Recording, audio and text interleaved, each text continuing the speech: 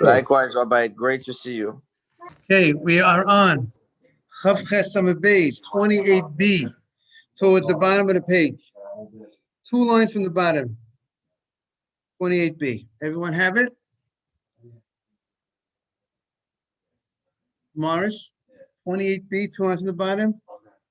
Then it's 28b, 2 lines from the bottom. Okay. You know, we were talking about the Amidah. We were talking about the Shemona Esrei yesterday, where we had the different opinions in the Mishnah. Good morning. We had morning. Yesterday we had the first opinion in the Mishnah says you have to pray. Rabbi Gamliel says, morning, Rabbi Gamliel says every day you have to pay Shemona Esrei, 18 brachos, full 18 brachos. And then we had the opinion yesterday of Yeshua that under certain circumstances he gives you an allowance to do an abridged version of the Amidah. He says you don't always have to pray 18 brachos. In certain circumstances, we will give you an allowance to pray an abridged version. We'll see more about that abridged version. And Rabbi Akiva, there's a third opinion in the Mishnah that he says it depends. If you know it well and you're not afraid of making a mistake, so then you can go ahead, you do the full version. But if you don't know it so well, he gave you a leniency to do an abridged version. So now, good morning, Avram. Good morning, Shmuel. Now, good morning. Tana Rabbanan, 2 lines from the bottom. Shimon HaBakuli, his Shemona Esrei brachas of Rabbi Gamliel ala Seder. This man, Rabbi Shimon, and he's called Bakuli. Bakuli is referring to cotton.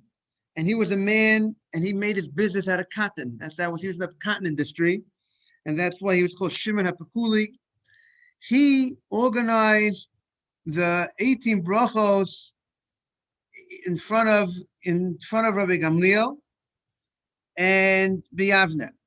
In Yavne, he said the 18th the Shemona Esrei, and Amalem Rabbi Gamliel Chachamim, and Rabbi Gamliel said to the Chachamim, Yesh Adam She'odea L'Saki Berachos HaSadukim.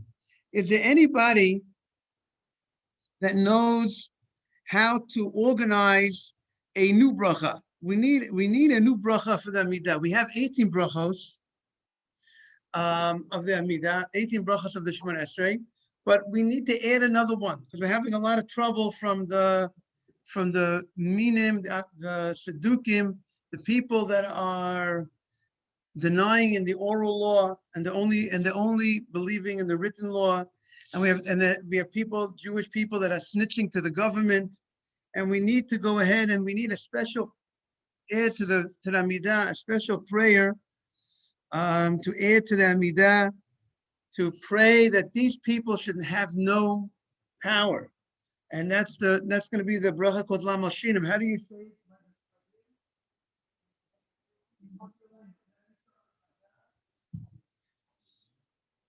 Let's say you say it. Let's see how you say it. I have the sitter out. You say laminim v'la malshinim, and in parentheses you have la mosrim. La mosrim means the people who snitch. It doesn't. Laminim malshinim is also referred to the slanderers malshinim, like lashon hara. People laminim are the people who just believe in the written law, and we say ati sikva, they shouldn't have any hope, and all the people who go against, who do these type of things should, in 1 second, they should perish. And all your enemies should perish. And so on and so forth. And we conclude the bracha to Hashem, he breaks the enemies, God breaks the enemies, and he humbles the minim. He humbles these people that only believe in the written law, and the apikorsim.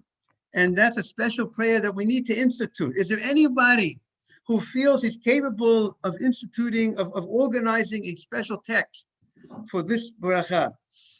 We already have 18 that the Anshe Knesset Gdolah. No, 8. That's number 19. That's what you have. You have 19 brachot to the Amidah. And now we have 19. We started with Shemona Esrei. Shemona means 8. Esrei means 10. Shemona Esrei is 18 brachot. That was the original Anshe Knesset Agdola. They organized 18 brachot. But then it was added to the 18 brachot, number 19. This is now, we are now in the Beit Midrash when they're organizing the 19th bracha, this edition, which happened many years later. Because remember, the Anshe Knesset Agdola was by the time of between the first and second Beis Hamikdash, towards right before the beginning of the second Beis Hamikdash, the beginning of the second Beis Hamikdash era. And Shmuel HaKatan is many years later. He's more like maybe hundreds of years later, that they need to go ahead and they need to institute a new bracha, a new addition to this Amidah. So Rabbi Gamliel said to the Chachamim, is there anybody here who knows how to go ahead and institute such a bracha? So now it says that in the days of Rabbi Gamliel, there was an increase of these minim. There was a lot of, this became popular. These people who went against the oral law, and also there were people that were telling people to go away from God, get away from religion. And they saw this as the greatest need facing the community, how to deal with this problem. And therefore, they said, how do we deal with such a problem? So many people are coming, there are people trying to take the Jewish people away from authentic religion. So we got to pray. That's the power. We got to institute a prayer, and everybody and every Jew will know this prayer. And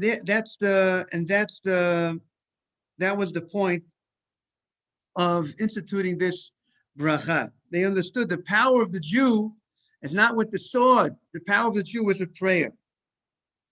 Now, the question, the obvious question that what Gamliel says is there anybody who knows how to say the bracha, to institute a bracha? What's the big deal? Anybody, get a good writer. Anybody, you have chachamim, you have all these great rabbis. So what's the question? Is there anybody who knows how to institute the bracha? What's the big deal?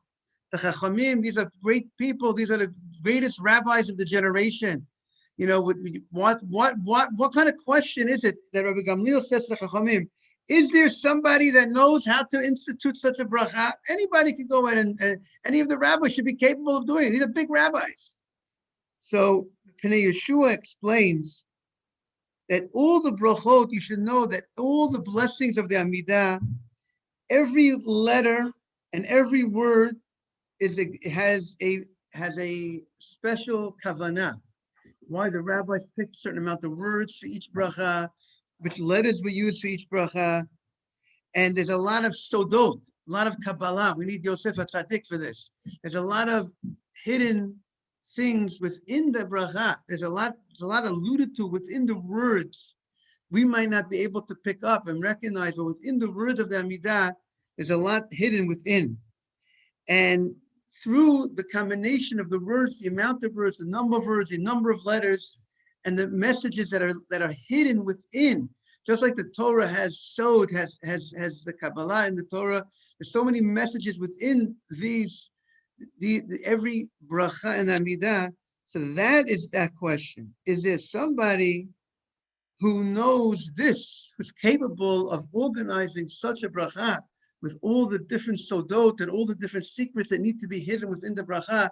Is there someone who's capable, who feels comfortable in organizing a bracha to that type of level? That was the question that he asked. So, Omar Shmuel HaKatan. So there was a man called Shmuel HaKatan. Now, I presume the fact that he was Shmuel HaKatan, he was called Katan. Katan means he's small, right? So obviously, he was called small not because he was short. I would suggest that he was called small because he was a tremendous anav. He was very humble. He made himself. That's what Yerushalmi says. Yerushalmi says because he made himself small. He was very humble. And the second reason the Yerushalmi says he was called Shmuel HaKatan was he was the famous Shmuel that we have in Tanakh. This Shmuel was only a little bit less. He was smaller than that Shmuel. I mean, he was so great He was almost as close to the Shmuel and the Navi.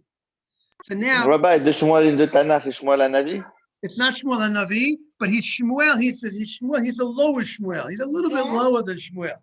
But you can just imagine if he's a little bit, you say, two people, who's taller, right? He's a little taller than me. I'm close, right? I'm close. I'm a little shorter than him. So that's what it means. He's shorter than Shmuel HaNavi, a little shorter, a little lower level. But you can just imagine if he's that close to Shmuel HaNavi. So that's the rabbi that we're talking about, and he was a very humble man. And so now he felt that it's not that he's jumping and says, I'm capable, I want to do it because I want the honor to be the one who's instituting this bracha. No, you have to realize the person who's coming forward is a person who's very humble, and he's coming forward and he says, you know what, I feel I'm capable of doing it. So he says, Amar Shmuel HaKatan v'tikna. So Shmuel Katan got up and he instituted the bracha. He instituted the bracha. That should be said for the community. Everybody should say it. We've got to teach this bracha to the community. The Shana Acheret, in the next year, the next year came, and this Shmuel HaKatan was the Chazan. He was the Chazan. He was the Sheikh Tzibur, and he forgot. He didn't remember the text. He didn't remember the proper text for the bracha. He was having trouble.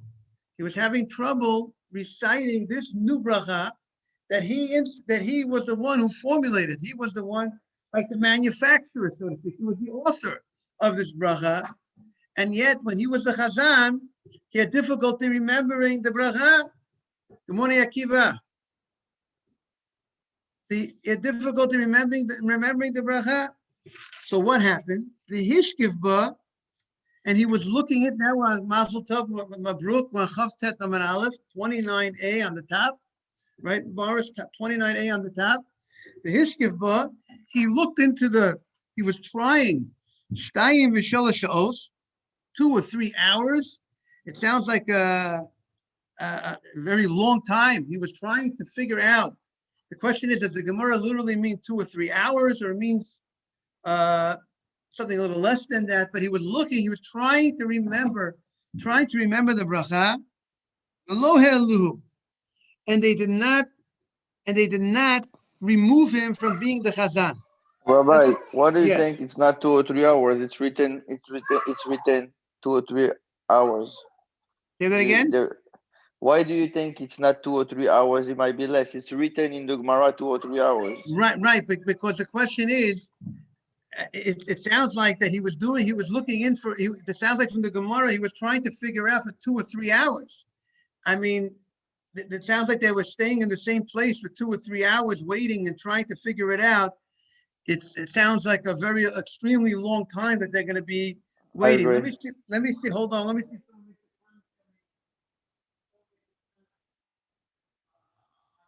Why the translated literally 2 or 3 hours. Let's see if the commentary says, they say anything over here regarding this language of 2 or 3 hours.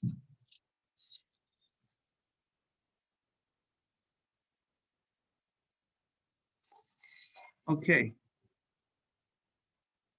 Yeah, they don't. Let's see. Yeah, they don't make a comment. Now, if you notice the language, it says he was trying to remember it for 2 or 3 hours, and v'lo ha'lu, they didn't remove him from being the Chazan. Now, the language is v'lo ha'lu, they didn't bring him up, right? The word ha'lu has the word oleh, like aliyah, right? Why is it called an aliyah? When you get an aliyah to Torah, because you go up to the Torah. That's why it's called an aliyah. So what does it mean they didn't bring him up? Because the Chazan used to go down. He prayed Lifnei HaTeva, he prayed in a lower spot in the shul. Meaning there was like I told everybody once upon a time in the Aguda Israel the Aguda of Baltimore, Rabbi Heinemann, the one you ever see the star K Hashgacha, that's Rabbi Heinemann is the head rabbi.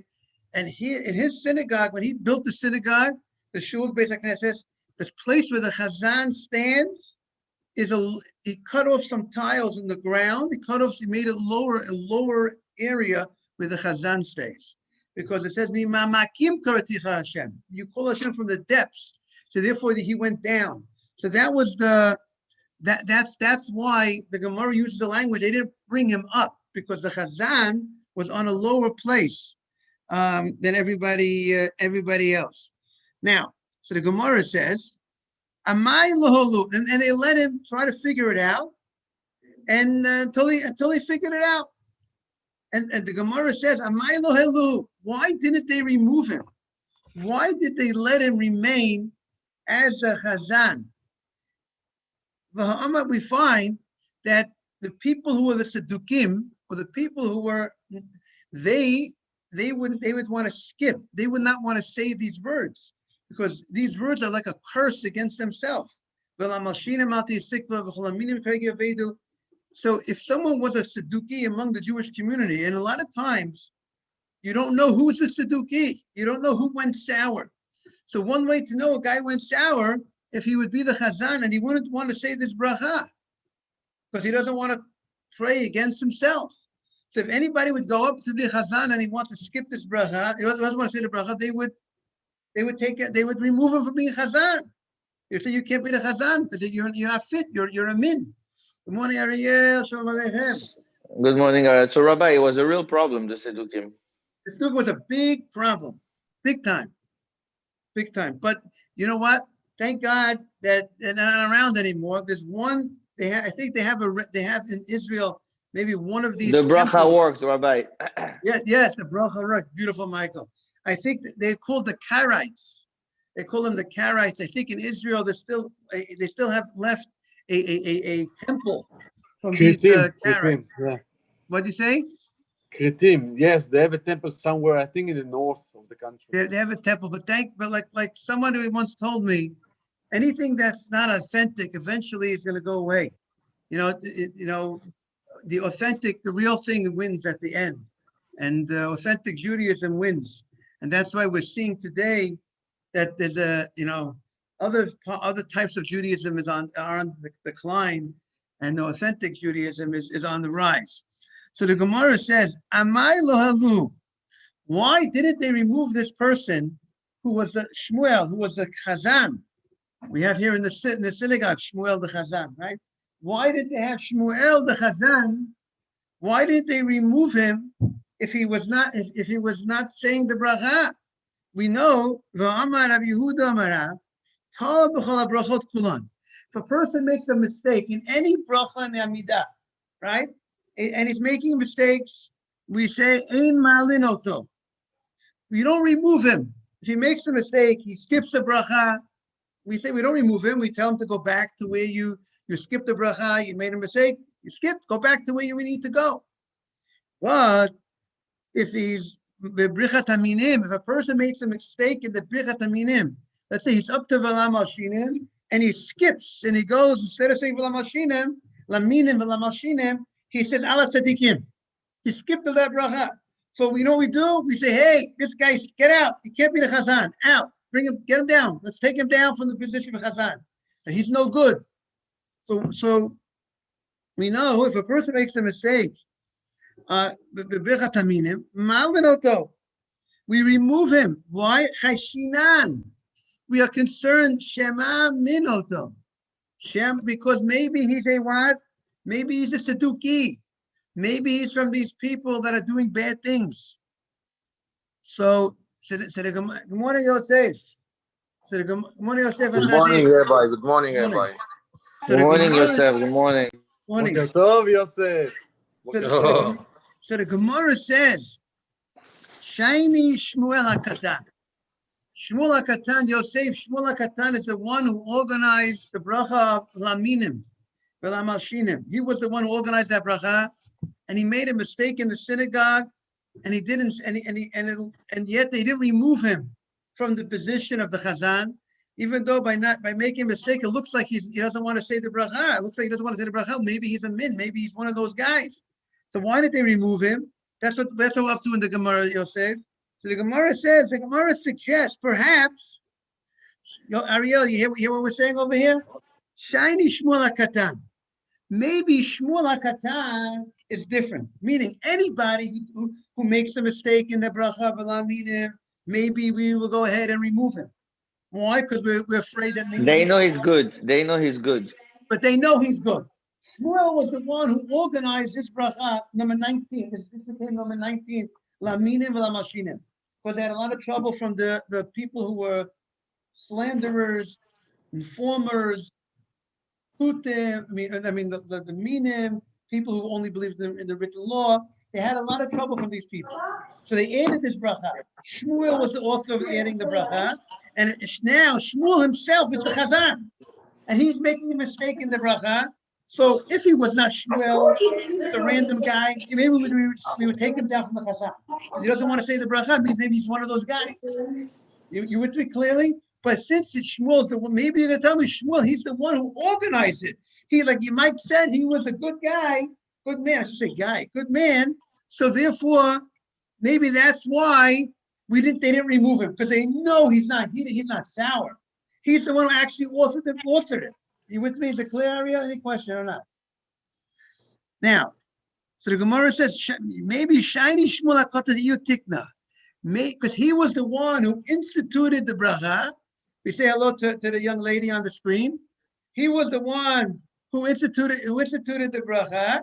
So since he was the one who instituted the bracha, so we're not afraid that he actually turned sour and he became one of them. And that's why he's like having difficulty with the bracha, because he doesn't want to say something bad about himself, because he's the one who instituted the bracha. The Gemara says, no, that's not a good answer. You know why? Maybe he turned sour. The fact that you're a big tzaddik yesterday doesn't mean that you're a tzaddik tomorrow. Everybody has a Yetzer Hara. And right, Morris, you also have a Yetzer Hara? No, maybe you don't have a Yetzer Hara. The Yetzer Hara, and the Yetzer Hara tries to get a person to sin. He works against the tzaddik also. You know? So therefore, maybe he went sour. That's what the Gemara is suggesting. Maybe he went sour. You're always at war with the Yetzer Hara. You think because the person's a rabbi, he doesn't have any Yetzer Hara? Of course he has Yetzer Hara. Everyone has different types of Yetzer Haras. So the Gemara, maybe he went sour. So Amar Abaye. Abaye says, can't be. Yemiri, Kavalo Avibisha. Abaye says, if you're good, we know, I learned from my rabbis, someone who's good doesn't turn bad. A tzaddik, if you're a tzaddik, you're not going to become a rasha. That's what Abaye says. So the Gemara questions that. The Gemara says, what do you mean? The Gemara says, Velo, a tzaddik cannot become a rasha? You're telling me that someone who's righteous cannot become wicked? See, we have a pasuk in Yechezkel. Ubishuv tzaddik misitkato. When the tzaddik goes away from his righteousness, and he does sin, he does crookedness, he does iniquities, sins. So we see from Yechezkel that the tzaddik can also go sour. So the Gemara says that no, that's a different story. You know what that story is?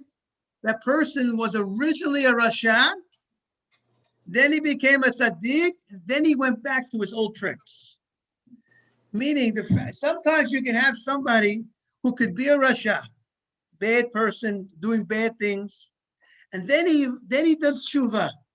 But the Yetzer Hara, because he tasted sin, and that's one of the things why it says the b'mokem shabali tshuva omdim ein tzaddikim gmur omdim. In Olam Haba, the next world, the Baal Tshuva is going to have a very special place that even the tzaddikim might not get that place. Why? Because the Baal Tshuva tasted sin. He knows what a good cheeseburger tastes like. He knows he might have experienced certain pleasures, and now that he tasted it, and now he goes away from what he tasted, it's very challenging. He was used to a certain style of life. He or she was used to a certain style of life, and maybe they enjoyed that. They enjoyed it. It wasn't kosher. Some people enjoy drugs also, right? But you're not supposed to be having drugs. Might be enjoyable, but it might be not everything enjoyable means you're supposed to have it. So therefore, it's very hard, very challenging. So therefore, when someone becomes about tshuva, it's tremendous. What is tremendous strength, tremendous gibor. What a strength it is for a person who wasn't brought up keeping Shabbat, and then he goes in and keeps Shabbat. It's big, great strength, tremendous power, tremendous drive and will. So now, much easier than a guy who was brought up in a home. He knew about Shabbos from the time he was a little kid. But it comes with it the challenge, because he already experienced those things. Maybe he might want to go back to it. He might want to say, I'm missing that. Maybe he'll say, I'm missing that. The Yitzhak could get him. The evil inclination will wait till the time the guy is maybe having a difficulty in life, a challenge in life, and then when things are tough, now he's going to try. The Yitzhak, tries to get the person. So the Gemara is saying, when it says in Yecheskel that a person's a tzaddik could turn sour, that's a person who was originally a rasha, and then he became a tzaddik. It's not a rasha, by the way. Meaning to say, it wasn't he was a rasha first, because rasha means that a person intentionally did the sin. People today, our Baalei Tshuva, they didn't know anything when they grew up. They weren't like a rasha. Generally can denote someone who violates something intentionally. Good morning, Mashiach. Shalom Aleichem. We have Mashiach here, guys. You know that? Mashiach is at the class. Hopefully one day we'll Good get morning, Michael Mashiach. Good morning. Michael Mashiach is here. Michael, from Mike Dahan to Michael Mashiach. Your first name is Michael? So forgive me for calling you from the last name. I think your first name is Mashiach. So yes, I apologize. But it's also his first name. It's his second name is Mashiach. You see that? He said you're his lawyer. Okay. Yes. Good. So today's people, the Baalei Tshuva of today, they weren't rasha from the beginning, because they didn't know anything. They didn't know anything. That's called the rasha from the beginning. But the Gemara is now saying, Michael, the Gemara is saying that there's a person who was doing bad stuff in the beginning of his life, and then he became a tzaddik, and then he changed turned over a much new leaf, and he became a righteous person. He turned sour again, the Gemara says. But a person who grew up as a tzaddik from the beginning, that person, you grew up as a tzaddik, the Gemara is saying that he won't turn sour. If you're a person you grew up always as a tzaddik, you're not going to turn sour. Now, to be a tzaddik means it takes time. The 15-year-old guy is not a tzaddik. You know what I'm saying? To be a tzaddik means, like, the way the Mesilat Yesharim says, he's very learned in halakha and learning, he knows every, and the way, he perfected himself in his midot, in his character, and a tzaddik is a big statement. It's not something. So when a person reached that level of being a tzaddik, he's not. If he started off as a tzaddik, meaning he never lived that life of a rasha. That person who never lived the life of a wicked person, once he becomes a tzaddik, he's not going to go sour. He's not going to. You don't have to worry he's going to go sour. And if you see someone who you thought was a tzaddik went sour, most probably means he was really never a tzaddik to begin with. So the Gemara says, what do you mean? I have a story, the Gemara says. I have below. You're telling me that a person who is a tzaddik in the beginning cannot become a rasha? The Mishnah says, never trust yourself, so to speak, to say, I'm such a good person. I can be on autopilot. I don't have to cruise control. I don't have to worry. Everything I'll never go back. The Mishnah says in Pirkei Avos, don't give great confidence in your righteousness. Don't think because you're such a good person today that automatically I don't have to do anything to keep me strong. I'll always be a good person. It's like the guy who comes to college, an NYU student of mine who came to college campus. He said, Rabbi, I came to college campus. I thought I'm a religious kid. I studied in Israel after high school for a year. I'll come to college. I'll remain religious. He said, no, he saw if he wasn't going to be proactive in his Judaism, boom, it's gone. The religion is gone. Don't trust yourself. Because you're religious today doesn't mean you're going to be religious tomorrow. Because the Yetzer Hara, the evil inclination, if you don't strengthen yourself, if you don't constantly feed yourself right things, then you might hear other things. You might be fed other things that they could turn you away, right? So that's what the Mishnah says. We have a Mishnah. It says, Al Tam Asor Ad Yom Motzcha, till the day a person dies. That means to say, until never should a person say, I never could do, it's like the person says, you know what, I could go to this place, nothing bad will happen. I can hang out with these people, nothing bad will happen. I can expose myself to everything. I'm good, don't worry about me. No one should ever trust themselves that they cannot go sour. An amazing story. It's something that's mind-boggling. There was Yochanan, he was a Kohen Gadol. He was a Kohen Gadol for 80 years. 80 years is a tremendous amount of time. Yosef HaTzadik ruled Egypt for 80 years. It's like in the history of Guinness Book of World Records, these are the players over there. 80 years is a very long time to be a leader. And you know what happened to him at the end? And Lusov, and at the end, says Saduki, he went off the derech. He became a Saduki. He forgot about the oral law. He said, I'm only going to read the written law. I'm not interested in that. The Torah says eye for an eye. It means knock out the guy's eye. We know it doesn't mean that. Eye for an eye means the value of an eye for an eye. But he said, I'm only going to, Torah says don't make fire on Shabbat. So we know it means you can't light a fire on Shabbat. But the Sadukim says you got to live in the dark on Shabbat. There can't be any lights on. This is what the Sadukim say. So he went off the derech. He became a Saduki. Rabbi. Yes. What's a Kohen Gadol? What was his duty? Like Aaron HaKohen, he's the one who's in charge of all the Kohanim. He's the one who was it during the Beit HaMikdash?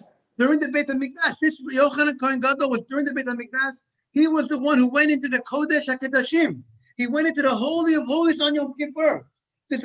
Only once a year, only the Kohen Gadol could go there. Wow.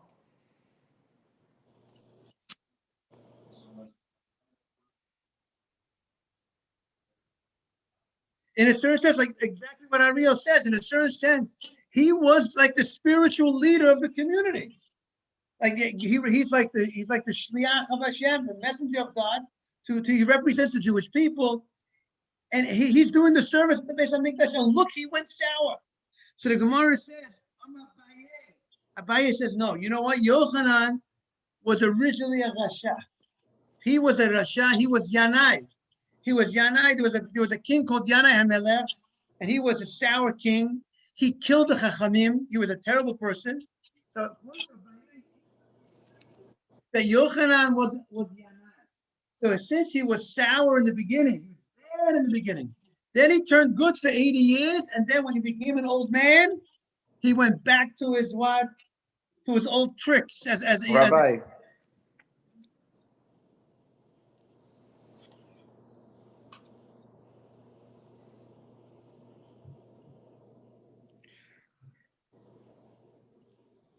Right, everything needs a lot of.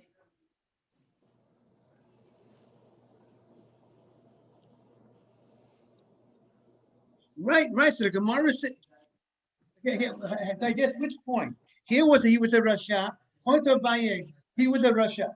That means, but again, but let's focus on this story. It's a good point, Ariel. Remember, the guy who's 100 years old also has a Yetzer Hara. The Yetzer Hara, the evil inclination, doesn't sleep. They say that New York City is a city that doesn't sleep, right? The Yetzer Hara doesn't sleep. He's up 24 hours a day, 7 days a week. And the Chovot HaLevavot says he's the best. We talked about a lawyer before. Mike's the lawyer. He's the best. He's the best lawyer. Every day he comes up with another reason why you should do a sin. A new reason, a new insight, a new chap, as they say. That's the Yetzer Hara. And he's a malach. He doesn't get tired. We get tired. So to address you, Ariel, your point, the Yetzer Hara is always fighting a person until the day they die. Look what happens. A person passes away. Look at the Yetzer Hara. He has a field day over the will, right? The brothers, sons, and the daughter. Everyone's fighting. Not everyone. Cases that people fight over the will. Their parent just died. What are you fighting over the money? You know what's happening? They say the parent is turning over in the grave because you're fighting over the will, over the money. But somehow the Yetzer gets to the person. They get the people, right? I presume you never heard of such a thing, but I'm sorry to tell you, there is such a phenomenon that they're fighting over money and it's disgracing their father or their mother. Who won? The Yetzer won, right? He won. He's winning. The old man, he's fighting to get the old man. The Yetzirah's job to. So therefore, that's what the Gemara said.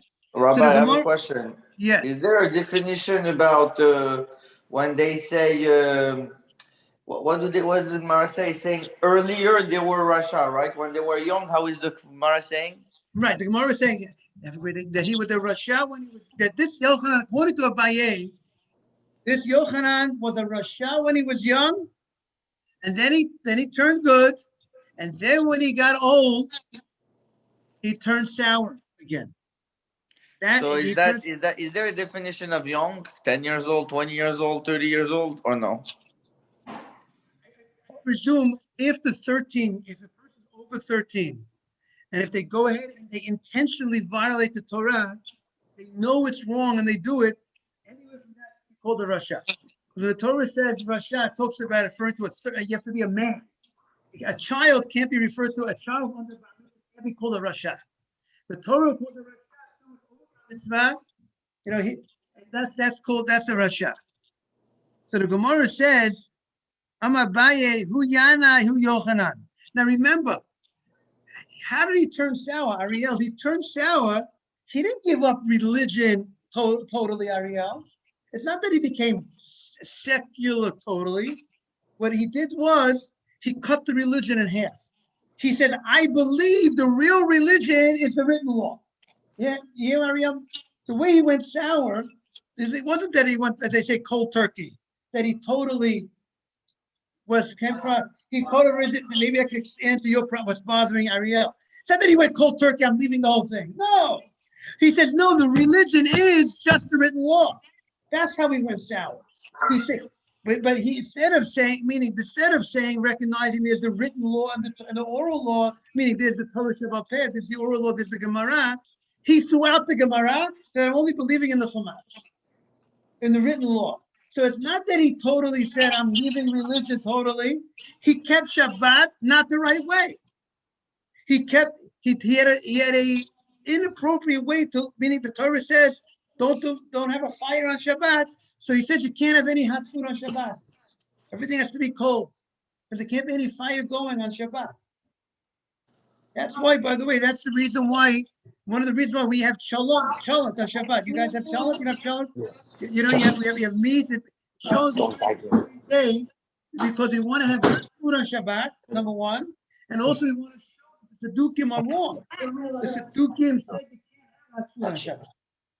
As they say, you can't have any food going on Shabbat. We say if the fire was made before the Shabbat, and whatever you do, cover the fire, the fire can still be going. I just doing outside and tall, and so I can get my shoulders on. I don't know. Maybe they would say. Okay, so the Gemara says. So the Gemara says that's the opinion of Abaye. So that's how Abaye knows. That's how Abaye wants to explain that he was originally a Rasha. That's why, but Shmuel HaKatan was not a Rasha in the beginning. Shmuel was a Tzaddik in the beginning. Since he was a Tzaddik in the beginning, he will not become a Rasha. So that's what the Gemara. That's the way Abaye. That's how Abaye explains it. However, Rava says Yanai l'chud v'Yochanan l'chud. Rava says no. Yanai and Rabbi Yochanan are two different people. That Yanai was the king, and Yochanan was the Kohen Gadol, and Yanai is Rosh Me'ikaro, and Yanai was a Rosh in the beginning, and Yochanan was a Tzaddik Me'ikaro, and Yochanan was a Tzaddik. So according to Rava, a Tzaddik could also go sour. You hear that, Ariel? A Tzaddik could also go sour, according to Rav. So we have a machlok. Rava says, even if a person was a tzaddik from the beginning, here Ariel, what he says, even a tzaddik from the beginning could also go sour, according to Rava. So there's a dispute between Rava and Abaye. If someone was a tzaddik from the beginning of life, he was brought up in a home, and that they kept Shabbat, and then he went on to learn Torah, and then he became a big tzaddik. Can he become a Rasha? So Rava says yes, and Abaye says no. So that's, yes. Thank you very much. Thank you so much. Thank you. So there's a machloket between whether someone who's a tzaddik from the beginning could turn sour or not. So the Gemara says, if that's the case, Hanichala Abaye.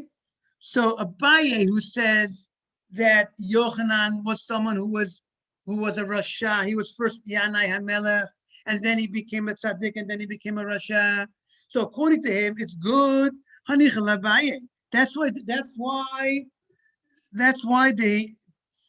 he was a Rasha in the beginning, and therefore it's possible that Yochanan could go ahead and turn sour because he was Yanai. But Shmuel, who was a tzaddik from the beginning, you don't have to worry that he became a tzadduki, and therefore they left him there. They didn't remove him because they know he didn't turn sour. But according to Ella, the Rava, who says that he could have turned sour, Rava says that tzaddik from the beginning could turn sour. So why didn't they remove him? Wait there, Ariel. Why didn't they remove him? Ella Rava Kasha. You hear the Gemara's question, everybody? The Gemara's question is, according to Rava, who says someone who was a tzaddik from the beginning, he could turn sour. So maybe why did they remove Rava when Rava got up to the bracha of Laminim, and he wasn't saying it? He was having trouble because he was trying to figure out what the bracha was. He wasn't trying to skip it. Okay, that's a nice answer. The Gemara is going to say. The Gemara says a different answer, Mike, but I like your answer too. The Gemara says he started the bracha. If you start the bracha, that means you're showing you're not from the minim. Because if you start the bracha, you say laminim al tisikva, laminim la mashina, they shouldn't have hope. So since he started the bracha, it shows that he's not one of them. If he did not start the bracha at all, then then maybe what? You could say you didn't start the bracha. Why did you start the bracha? Because you're one of them. But if you started the bracha, so it shows you're not one of them. And that's what we're going to end the Gemara. Rabbi, quick question. Yes. Is there the Gemara, does he make a distinction of who was right or who was wrong, or there is no such a thing? The Gemara doesn't do that. It just respects both opinions. The Gemara, it's a good question, the halacha, who's right and who's wrong. Usually the law follows Rava. When you have a difference between Rabbi and Rava. So what was the Rava's opinion on this case? Rava's opinion is even if you're brought up as a tzaddik in the beginning, even a tzaddik from the beginning could turn sour. Even though it makes sense because Rabbi, it makes sense because of the free will, you know. Right, we have free will, and we have free will to make wrong decisions. People have the ability to blow themselves up. People have the ability and the Yetzer Hara, and also, like I would say, certain stress in people's lives. They might be faced with certain things, and the Yetzer Hara might get them at that time when you're under very difficult times, whether it's financial or other issues that people might be, family issues, whatever it might be. People might fall at those times. The Yetzer might get him. So that's what the Gemara says. Shiny Shmuel, why didn't they remove Shmuel? Shiny Shmuel called him to Aslaba because he began the bracha. Amrav Yehuda Barav, Amrav, V'yitem Rabbi Shua ben Levi. Lo shanu, that which we say that you remove a guy if he makes a mistake by laminim, ela shelo hislaba. Only if he didn't begin the bracha.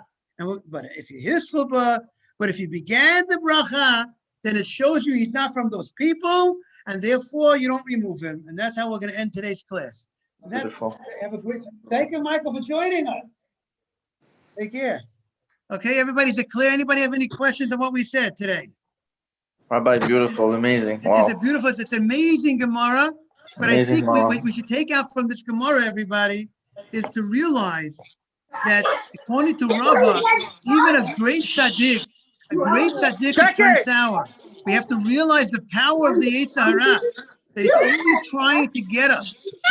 We have to always strengthen ourselves. Remember, the Gemara says the Kedushin, Barotzi Yetzirah, Barotzi Torah Tavlin. Finish. I created a Yetzirah. Hashem says, I created the monster.